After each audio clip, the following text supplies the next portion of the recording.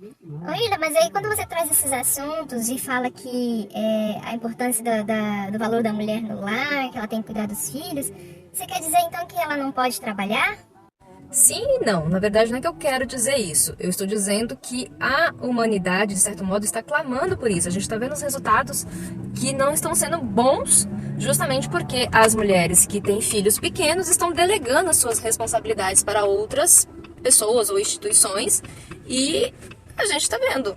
É notório, né, o resultado das crianças e dos adultos vivendo em loopings de enfermidades e síndrome de cá, síndrome de lá e trocentos mil coisas acontecendo e todo mundo aí achando que é normal. E não é normal. Tem se tornado comum, mas o comum é diferente de ser normal, de ser natural. Então é sobre isso que eu quero trazer essa reflexão, esse tema, esse assunto, né? Trazer para vocês um pouco mais de lucidez, de repente. Ah, Ila, mas é que nos dias de hoje, nos dias atuais, é um privilégio quem pode cuidar dos filhos, né? Nem todo mundo tem condições para isso, ou não tem jeito, ou para muitas outras pessoas também o trabalho é uma realização, né?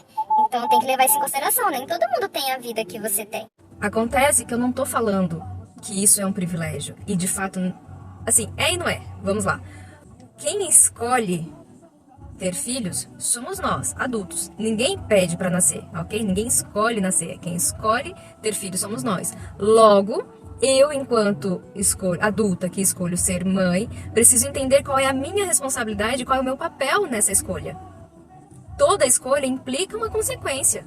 Logo, tem uma responsabilidade muito grande nisso, tem um propósito nisso, tem uma responsabilidade, tem um dever. Se eu escolho engravidar e ter um filho, né, parir um filho e tudo mais, a responsabilidade de cuidar, de ensinar, de nutrir, de educar, de adornar, de dar afeto, é minha, não é do vizinho, não é da creche, não é da escola, não é da minha mãe, não é da minha mãe, não é da minha avó, não é é minha e do meu marido, né? Mas cada qual no seu papel.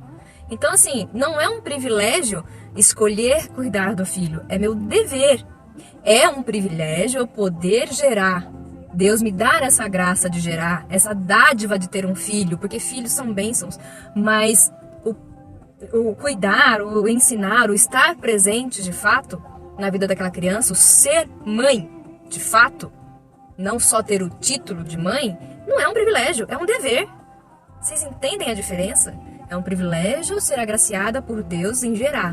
E aí, nessa história toda, nessa evolução toda da humanidade, está existindo meio que uma regressão, um comportamento doentio nesse processo todo de maternar, de ser mãe. É muito fácil eu gerar, né, ser agraciada com o dom da vida e gerar, e depois de parir, eu simplesmente delegar as minhas responsabilidades, o meu dever, nas mãos de outras pessoas, na mão de terceiros. Fazer com que a minha criança, a minha cria, cresça doente, sentindo faltas que só a mãe supre.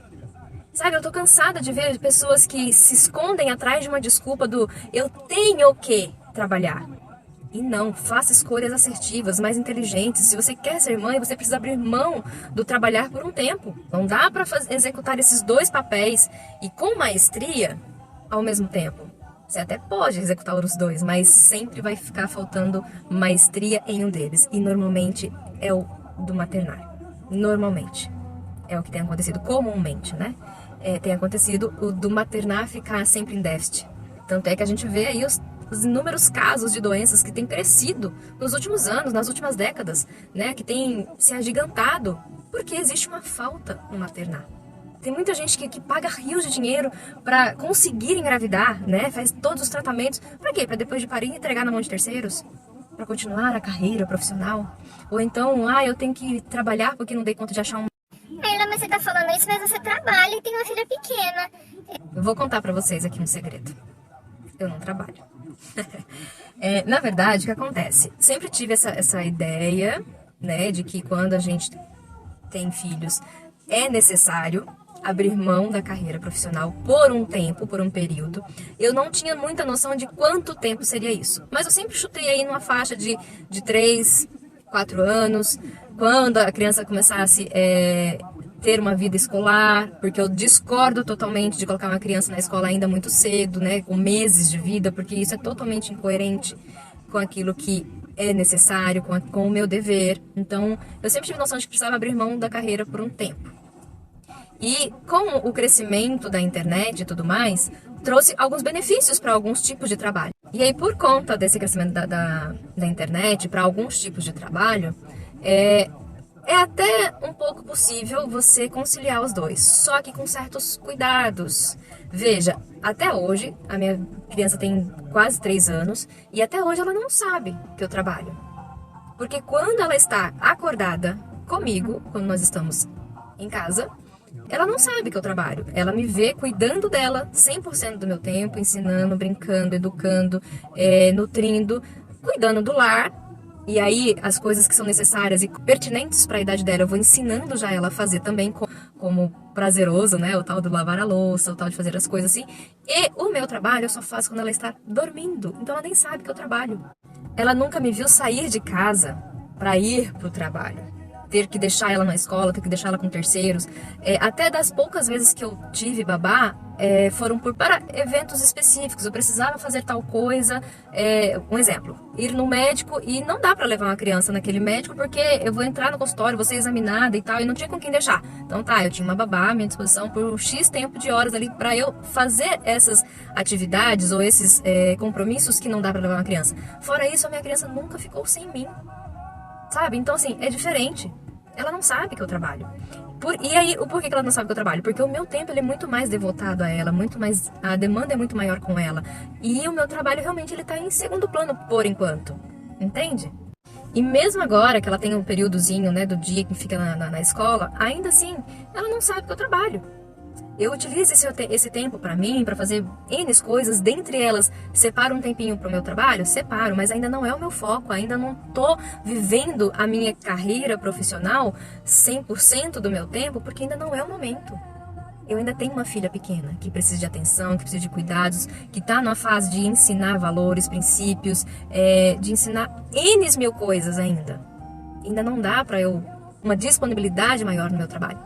Percebe? Então, eu consigo fazer as duas coisas, mas com esse cuidado, sabendo que ela ainda é minha prioridade, sabendo que com ela eu demando muito mais tempo e o meu tempo para o trabalho ainda é bem menor. E eu faço isso completamente consciente, é uma escolha, é uma decisão. E eu faria isso mesmo em outras situações, mesmo que eu tivesse com uma outra pessoa do meu lado, com um marido com menos condições porque é uma escolha consciente, uma decisão minha dar essa atenção que necessita, ter a minha responsabilidade realmente voltada para o meu maternar. Se qualquer coisa que eu fizesse diferente disso, eu estaria sendo incoerente com aquilo que tanto eu já pregava antes, desde muito tempo antes de eu ser mãe, quanto agora com os conhecimentos que eu tenho, com a necessidade que a gente vê gritando na humanidade. Seria incoerente da minha parte, entendeu? Então, não é incoerência. Eu realmente cuido muito mais da minha filha, faço o meu dever. Então, o meu trabalho ele ainda é realmente assim um trabalho de formiguinha, tá bem lá no comecinho. Tenho consciência disso, não adianta eu querer acelerar o processo, porque aí eu vou estar atropelando a minha outra responsabilidade, né? A minha responsabilidade, né? Já existia um ditado muito antigo e que sempre fez muito sentido para mim, e hoje, depois do conhecimento que eu tenho, de toda a estrutura científica que a gente tem por trás desse conhecimento, por todas as estatísticas que a gente tem por trás desse conhecimento, o ditado era: quem pariu Mateu que balance. E ele é real. Então não adianta só parir e delegar as minhas responsabilidades para terceiros. Sabe? Isso faz um mal gigantesco para o nosso mundo, para nossa sociedade, para a humanidade. Então não dá para ser incoerente com isso, não dá para servir a dois senhores. E é isso, eu queria trazer essa informação para vocês porque tem algumas perguntas aqui na caixinha a respeito disso, né? Se eu estava sendo incoerente ou não e por que eu defendo isso. Beijos, se inscreva no canal, isso é bom, verdade.